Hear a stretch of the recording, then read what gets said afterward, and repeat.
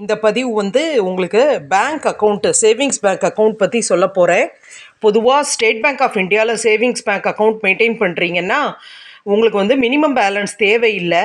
அந்த மாதிரி அந்த சைட்டில் வருது. ஆனால் மினிமம் பேலன்ஸ் வச்சு ஓப்பன் பண்ண தான் சொல்கிறாங்க. பேங்க்குக்கு போனால் சேலரி அக்கௌண்ட்னா இப்போ ஒரு 50 பேர் இருக்காங்க, அந்த 50 பேருக்கும் ஒரு இடத்துல சம்பளம் போடுறாங்க ஒரு கம்பெனியில் அப்படின்னா அதை சேலரி அக்கௌண்ட்டாக எடுத்து அதில் வந்து நீங்கள் பேலன்ஸ் மெயின்டைன் பண்ண வேண்டாம். ஆனால் நீங்கள் ஏதாவது ஒரு நிறுவனத்தில் வேலை செஞ்சு நீங்கள் தனியாக ஒரு பேங்க்கில் அக்கௌண்ட் ஓப்பன் பண்ணி அதில் உங்கள் சம்பளத்தை போட சொன்னீங்கன்னா அது வந்து ஆர்டினரி அக்கௌண்ட்டாக தான் இருக்கும். ஆனால் உங்கள் சேலரி கிரெடிட் பண்ணுறதுனால சேலரி அக்கௌண்ட் அப்படின்னு அழைக்கப்படும்.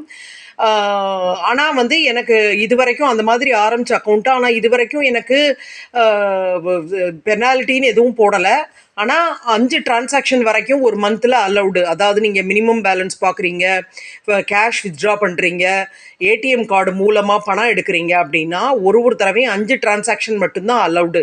அந்த 5 டிரான்சாக்ஷனுக்கு மேலே நீங்கள் வந்து கார்டை பயன்படுத்தி கேஷ் வித்ட்ராயல், நல்லா புரிஞ்சுக்கோங்க, கேஷ் வித்ட்ராயல் சஃபிஷியன்ட் கேஷ் இருந்து வித்ட்ராயல் பண்ணால் அதுக்கு ஒன்றும் பெனால்ட்டிலாம் கிடையாது. ஆனால் கேஷ் இல்லாமல் நீங்கள் கார்டை போட்டு ஸ்வைப் பண்ணி பணம் எடுத்தீங்கன்னா அதை ஒரு டிரான்சாக்ஷனாக கன்சிடர் பண்ணி இன்சஃபிஷியன்ட் ஃபண்ட்ஸாக இருந்தால் அதுக்கு வந்து பணம் பிடிக்கிறாங்க 17 ரூபா. அது ஜிஎஸ்டி ப்ளஸ் அமௌண்ட் போல இருக்குது. டோட்டல் பார்க்கும்போது 17 ரூபா வருது. இன்னொரு விஷயம் தெரிஞ்சுக்கோங்க, எஸ்பிஐயில் வந்து உங்கள் எஸ்பி அக்கௌண்ட்டில் இருக்கிற உங்கள் பணத்துக்கு டெய்லி பேலன்ஸ் மெத்தடில் இன்ட்ரெஸ்ட் வந்து கிரெடிட் செய்யப்படுகிறது, அதாவது பற்று வைக்கப்படுகிறது. அதாவது இப்போ எஸ்பிஐயில் நீங்கள் இன்றைக்கி 1,00,000 ரூபாய் வச்சுருக்கீங்க இந்த மாதம் ஃபுல்லாக அப்படின்னா நித்தியப்படி அந்த 1,00,000 ரூபாய்க்கு 2.5% அதுதான் ரேட் ஆஃப் இன்ட்ரெஸ்ட் அவங்க கொடுக்கறது. எஸ்பி அக்கௌண்ட்டில் உள்ள பணத்துக்கு 2.5% 1,00,000க்குன்னு ஒரு நாளைக்கும் கணக்கு போடுறது தான். ஒரு நாளைக்கும், அதாவது டெய்லி பேலன்ஸ், டெய்லி காம்பவுண்டிங் அப்படின்னு சொல்லலாம். அதை டெய்லி கனெக்ட் பண்ணுறாங்களே தவிர இந்த இன்ட்ரெஸ்ட் வந்து உங்கள் அக்கௌண்ட்டில் என்னைக்கு வரவு வைக்கப்படுகிறது அப்படின்னா மார்ச் 30, ஜூன் 30, செப்டம்பர் 30, டிசம்பர் 31 இந்த தேதிகளில் தான் உங்கள் அக்கௌண்ட்டில் அந்த எவ்வளோ இன்ட்ரெஸ்ட்டோ அதை கனெக்ட் பண்ணி வரவு வைக்கிறது வந்து எவ்ரி குவார்ட்டர், அதாவது 3 மாதத்துக்கு ஒரு தடவை வரவு வைக்கிறாங்க. அந்த கடைசி ஒர்க்கிங் டே, அதாவது 30 June, 30 March, 31 March, 30 June, 30 September, 31 December இந்த நாளில் வரவு வைக்கிறாங்க. 2.5% எஸ்பி அக்கௌண்ட்டில் உள்ள பணத்துக்கு வட்டி தராங்க. அதே நீங்கள் வந்து ஆட்டோ மல்டி ஆப்ஷன் டெபாசிட் அப்படின்னு ஒன்று இருக்குது, ஆட்டோ ஸ்வீப் டெபாசிட்னு ஒன்று இருக்குது. ஆனால் ஆட்டோ ஸ்வீப் டெபாசிட்டை விட மல்டி ஆப்ஷன் டெபாசிட் தான் ரொம்ப பெனிஃபிஷியல்.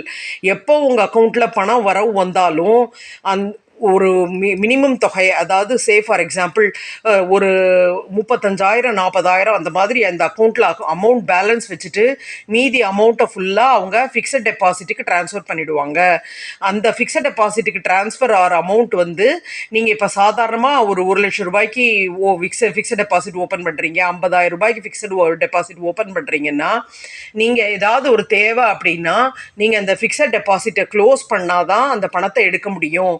ஆனால் நீங்கள் ஒரே ஒரு முறை இந்த மல்டி ஆப்ஷன் டெபாசிட் அப்படிங்கிற சிஸ்டத்தில் நீங்கள் ஓப்பன் பண்ணி உங்கள் பணத்தை வந்து அந்த சிஸ்டமில் வந்து கிரெடிட் பண்ண சொல்லி பேங்க்குக்கு எழுதி கொடுத்துட்டு வந்துட்டீங்கன்னா அதுக்கப்புறம் நீங்கள் வந்து கவலைப்பட தேவையில்லை. உங்கள் அக்கௌண்ட்லேருந்து ஏதாவது பணம் எடுக்க வேண்டி வந்ததுன்னா ஃபிக்ஸட் டெபாசிட்டை க்ளோஸ் பண்ணாமல் எவ்வளோ தேவையான அமௌண்ட்டோ அந்த அமௌண்ட்டை மாத்திரம் எடுத்துகிட்டு மீதி அமௌண்ட்டு ஃபிக்ஸட் டெபாசிட்டில் அப்படியே இருக்கும். அதாவது இப்போ நீங்கள் ஒரு 10 ஃபிக்ஸட் டெபாசிட் தனித்தனியாக வச்சு ஒன்றொன்னையாக க்ளோஸ் பண்ணி அமௌண்ட் எடுக்கிறதுக்கு பதிலாக 10 ஃபிக்ஸட் டெபாசிட்டும் க்ளோஸ் பண்ணாமல் எவ்வளோ தேவையோ அந்த பணத்தை மட்டும் எடுத்துக்கலாம். அதுதான் வந்து மல்டி ஆப்ஷன் டெபாசிட். இந்த இன்ட்ரெஸ்ட் வந்து இது உங்களுக்கு கிரெடிட் பண்ணுறாங்க இல்லையா எவ்ரி குவார்ட்டர், இது வந்து ரொம்ப ஒரு அருமையானது. நம்ம வந்து என்ன நினைக்கிறோம், எஃப்டிக்கு வந்து 6.5% தான் கிடைக்குது, மற்ற பேங்க்கில் 7.5% கிடைக்குதுன்னா நீங்கள் வேறு அக்கௌண்ட்டில் போய் ஃபிக்ஸட் டெபாசிட் நிறைய வேறு பேங்க்கில் ஓப்பன் பண்ணிங்கன்னா அந்த பேங்க்லேயே அக்கௌண்ட் ஓப்பன் பண்ண சொல்லுவாங்க. அதுக்கு ஃபோட்டோ கொடுக்கணும், அதுக்கு ஐடி கொடுக்கணும். அப்புறம் மினிமம் டெபாசிட் கம்மி ஆச்சுன்னா உங்கள் பணம் வந்து ஜீரோ ஆகிடும். நீங்கள் சப்போஸ் 1000 ரூபாய் கொடுத்து மினிமம் வேலை அக்கௌண்ட் ஓப்பன் பண்ணுறீங்கன்னா 1000 ரூபா எப்போதும் நீங்கள் மெயின்டைன் பண்ணணும். இந்த 1000 ரூபா மெயின்டைன் பண்ணாமல் நீங்கள் சுத்தமாக எடுத்துட்டீங்கன்னா அந்த மினிமம் பேலன்ஸ் இல்லாததுக்கு போடுற அமௌண்ட்டே கிட்டத்தட்ட இந்த 1000 ரூபாய் காலி ஆகிற மாதிரி வந்துடுது. அதனால் நீங்கள் ஒரு பேங்க்கில் அக்கௌண்ட் வச்சு இந்த மாதிரி மல்டி ஆப்ஷன் டெபாசிட் அப்படிங்கிற ஆப்ஷன் கொடுக்கறது ரொம்ப நல்லது.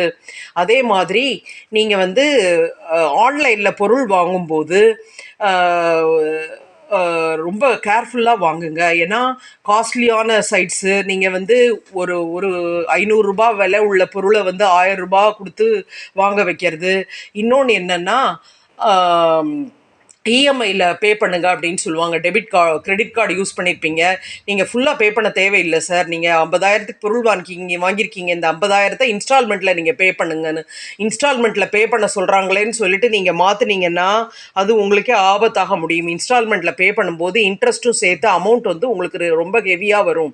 ஆனால் அதே நீங்கள் வந்து டெபிட் கார்டு யூஸ் பண்ணி வாங்குனீங்க, தேவையான பொருளை மட்டும் வாங்குனீங்கன்னா